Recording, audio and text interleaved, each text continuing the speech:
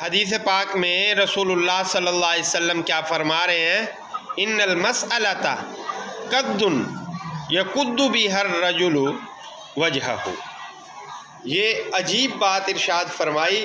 باب چل رہا تھا زکوٰۃ کا، زکوٰۃ کے ساتھ ہی یہ والی بات بھی فرما دی گئی کہ دیکھو کہ سوال کرنا کوئی اچھی چیز نہیں ہے۔ سوال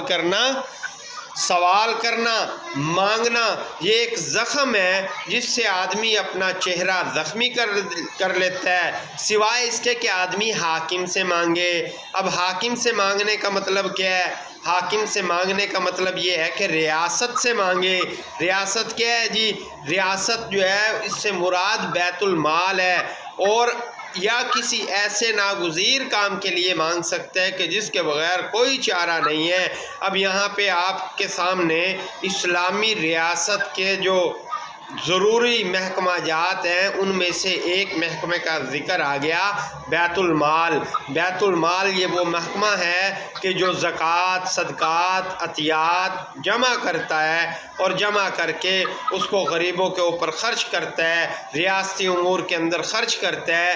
یہ نہایت ہی اہم شعبہ ہے اسلامی ریاست کا، اور یہ حالات امن میں بین الاقوامی تعلقات کے لیے نہایت ہی مضبوط ترین ذریعے اپنے ملک کو آگے لے کے جانے کا، اپنے ملک کو اوپر لے کے جانے کا۔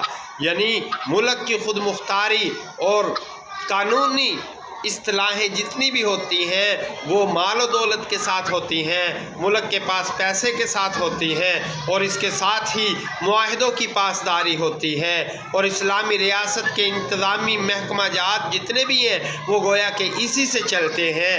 یاد رکھیے کہ مثال کے طور پہ ہمارا یہ ملک پاکستان ہے، یہ ملک پاکستان جتنے بھی ٹیکسز جمع کرتا ہے، جتنے بھی معاملات جمع کرتا ہے، بلوں کے اوپر ٹیکس لگاتا ہے، یہ سارے ٹیکس کہاں جاتے ہیں؟ یہ آپ کے ججوں کو تنخواہیں بیچاروں کو ملنی ہوتی ہیں۔ اگر آپ کے ٹیکس نہیں جائیں گے تو آپ کے ملک کے جج جو ہیں ان کی تنخواہیں نہیں ہوں گی، آپ کے ملک کے جرنیل جو ہیں ان کو تنخواہیں نہیں ملیں گی۔ یہ آپ سے، ہم سے، عوام الناس سے یہ سارے ٹیکسز وغیرہ جمع کر کے کن کو تنخواہ دی جاتی ہے؟ جرنیلوں کو، جو ہمارے ملک کی حفاظت کرنے کے لیے معاہدات کر کے بیٹھے ہوئے ہیں۔ معاہدات جو ہیں وہ ایسے ان کی پاسداری کرنا نہایت ہی ضروری اور واجب کا درجہ رکھتی ہے۔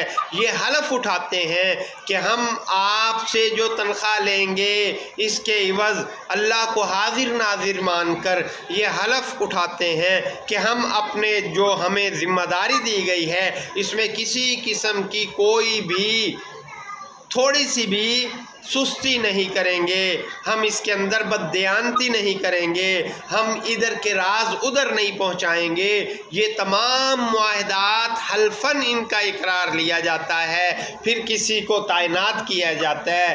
پھر یہ جو ہمارے جتنے بھی یہ نظام ہے، اسلامی ریاست کا نظام تو بیت المال ہے، اور اب جو ہماری موجودہ ریاست ہے اسلامی جمہوریہ پاکستان، اس کے اندر جو ٹیکسز وغیرہ لگ رہے ہیں ان کو، یعنی اب تو سنا ہے کہ غریب سے غریب آدمی کے اوپر بھی ٹیکس لگا ہوا ہے، کم از کم جو وہ خریداری کے اوپر ٹیکس ادا کرتا ہے، ایک ماچس کی ڈبی کے اوپر بھی اگر ٹیکس ادا کرتا ہے تو اس ٹیکس کا گویا کہ ایک خطیر رقم جو اس سے جمع ہوتی ہے وہ آپ کے ملک کے جرنیلوں کو تنخواہ دی جاتی ہے، آپ کے ملک کے ججوں کو تنخواہیں دی جاتی ہیں، حتیٰ کہ آپ کے ملک کے اندر جو ممبران اسمبلی ہیں جو بیٹھ کے قانون سازی کرتے ہیں ان کی تنخواہیں دی جاتی ہیں۔ یہ سارے معاملات جو چل رہے ہیں اسلامی ریاست کے، یہ اسی محکمہ کی بنیاد پہ چل رہے ہوتے ہیں اسلامی ریاست کے۔ اور ہمارے جو موجودہ ماحول ہے اس میں ہم یہ ہے کہ بیت المال